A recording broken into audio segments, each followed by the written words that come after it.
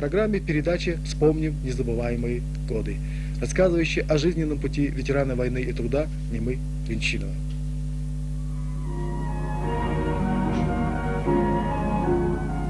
Герой нашей передачи, ветеран войны и труда Нема Ринчинов, еще до войны получил специальность зоотехника. Учеба в Агинской окружной колхозной школе ему давалась легко. Всегда сильна была в нем тяга к знаниям. Не зря еще в детстве Нема изучил азы старомонгольской грамоты. — 1941 год. Многие тысячи граждан необъятной тогда страны, оставив свои станки, поспевающие поля, учебные аудитории, пошли на фронт защищать отчизну. Пришла повестка и 20-летнему Неме Ринчинову.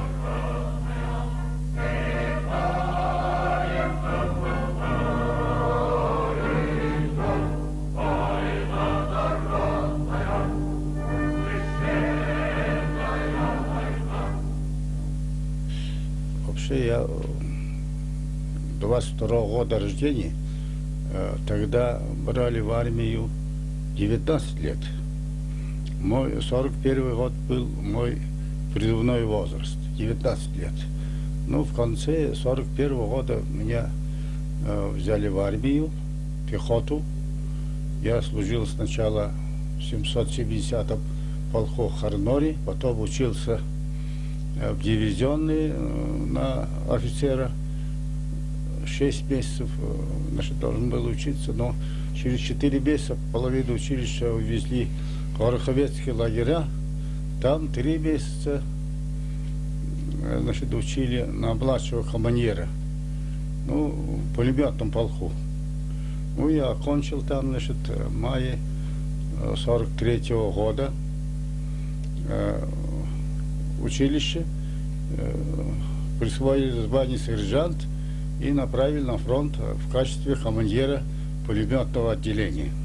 На передовой я участвовал в составе 5-й армии, краснознаменной армии, 144-й стрелковой дивизии, 449-й стрелковый полк в качестве командира пулеметного отделения в Смоленской наступательной операции в июле, май, июль, август 43-го года. В августе 1943 года в ходе Смоленской наступательной операции под городом Ельни Нема Ринчинов был тяжело ранен.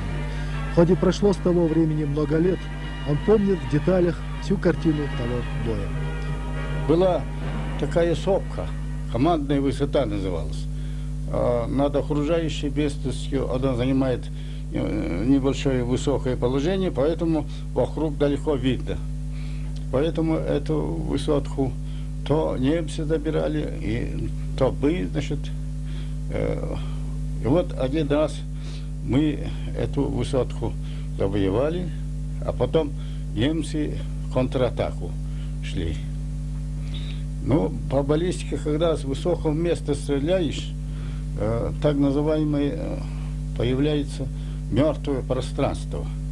Я вижу, что за пехотой немцев ложатся пули. Поэтому с помощником, с вторым номером мы пулемет оттащили назад, в другом месте появились. Лето же это, трава, фашисты ползли уже по траве. Я рассматривал над щитом, глаз высунул, смотрел, где же они. И в это время рикошетом попадает пуля в щит пулемета. И я, естественно, укрываю голову свою, за щит, и при этом, так называемый хобот есть пулемета. И вот в этот хобот уперся обеими руками, и плечо оказалось за щитом. И вторая пуля попадает в это плечо. И первая пуля моя была в лоб, И каким-то образом миновало это, значит, ну, таких моментов было много на передовой. Но удивительно, что я остался жив. Ранение в плечо было тяжелым, да? Тяжелым было. 8 месяцев, 5 операций. Значит, это под Смоленском я был ранен. Ельня, город Ельня, близко было. Вот. А попал сначала в Калугу, Москва, Вологда. За Вологдой там село Молочное есть. В Онегу 3 месяца лежал. В Архангельске выписался. 3 месяца там лежал. 5 операций. И вот и сделали руку мою пригодным еще держать винтовку. После этого меня, значит, признали годным к нестроевой службе, и я попал в войска НКВД по охране железных дорог. И вот я полгода служил в Карелии, и последние 1,5 года перед окончанием войны, ну, в Западной Украине, значит, по охране железных дорог, воевал, значит, участвовал в ликвидации бандитов, бандеровцев в войсках НКВД. Ну, бывал в Карпатских горах, в общем, по территории Польши, Чехословакии, Венгрии, Румынии и так далее, Западной Украины. Демобилизовался в июне 1946 года. После ранения я еще 2 года с оружием в руках бегал. Ну, в общем, после приезда я по специальности зоотехник младший окончил ОКШ. Это до войны вы закончили, да? Да, до войны, в 1940 году. И вот, значит, Мавойское райзо зоотехником работал 2 года. Потом район ликвидировали, попал в округ, в окрузо. В окрузо, значит, старшим зоотехником, главным зоотехником и начальником управления сельского хозяйства окружного. Поработал немного, и потом указ, значит, сельское хозяйство непосредственно в МТС направили нас.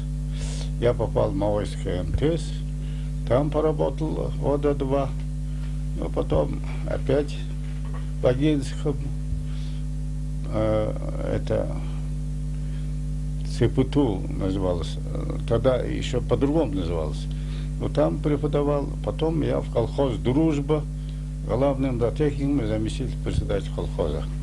Поработал 12 лет, и после этого опять в эту ЦПТУ 2 года, и потом попал в инспекцию заготовок Агинского района, 3 года поработал, потом 6 лет окружным инспектором, а потом работал председателем окружной плановой комиссии, одновременно заместитель председателя окружполкома. И оттуда я ушел на пенсию. После пенсии лет, наверное, сколько? Я поработал, в общем, закончил 70 лет работу. Асан Самбович, давно ли вы знаете Немира Чиновича? Примерно с 1956 года. Как начал работать после института, вот, мы виделись, мы коллеги, зоотехники. А в то время Немир Чинович работал главным зоотехником колхоза «Дружба». Мы со своими коллегами как раз, значит, работали в то время, когда, значит, началась работа по усовершенствованию забайкальской тонкорунной породы овец. Ну, Немир Чинович как раз, значит, в то время, как оформившийся значит, зоотехник, значит, всегда нам помогал. Я иногда застаю своего родного дядю Нима Ринчиновича за интересным занятием. В самом начале передачи я упоминал, что еще в детстве он изучил старомонгольскую грамоту. Теперь Нима Нагаса знает еще и тибетскую грамматику. Человек широкой эрудиции, он интересуется историей своего рода. Маринчинович человек высокой культуры, широких знаний, значит, занимается родословным своего рода, Сагангут. Значит, мы с ним вместе, значит, можно сказать, издали первую печатную работу родословного письма агинских бурят Сагангут. Ну, он человек очень эрудированный, знает, значит, это старомонгольскую письменность в совершенстве, владеет, ну, значит, тибетской, ну, читает тибетскую, значит, это, как сказать, письменность, значит, но очень грамотный, эрудированный человек, быту очень скромный, значит, несмотря на то, что ему под 80, он по домашнему хозяйству, значит, главную роль играет дома. Вот, я так мог и его характеризовать. В окружном совете ветеранов, куда заглянул Нима Ринчинович, еще раз уточняются данные о земляках-агинцах, погибших на фронтах Великой Отечественной. Да, чигат үйленді ямыр емін ұрқар ба. Там енші үйлен чиндер бішет, мұны намды бұпты. С каждым годом редеют ряды ветеранов Великой Отечественной войны. Сегодня самому молодому из них далеко за 70 лет. И нам нельзя забывать их ратные дела, героический труд во имя нашего будущего. Я хотел бы сейчас в связи с приближением празднования 55-летия Победы прежде всего поздравить ветеранов войны нашего округа и пожелать им прежде всего здоровья, самое главное, и счастья. Ну, поздравляю всех, кто смотрит телевизор, с предстоящим праздником. Тишины, когда бой умолкает устало, и разрывы почти не слышны, и стоим мы в дни войны тишиной.